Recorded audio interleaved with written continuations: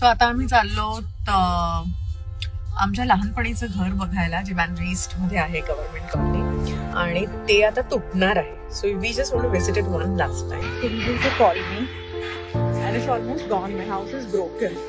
Little late actually. So या building मध्ये माझा जन्म झाला, माझ्या बहिणीचा जन्म झाला आणि इथे आम्ही लहानाचे मोठे झालो.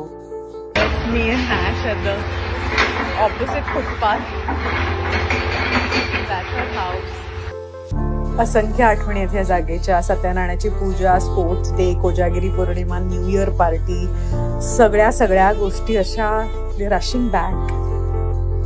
खरंच मी शब्दात वर्णन नाही करू शकत ह्या जागेने मला काय दिलं.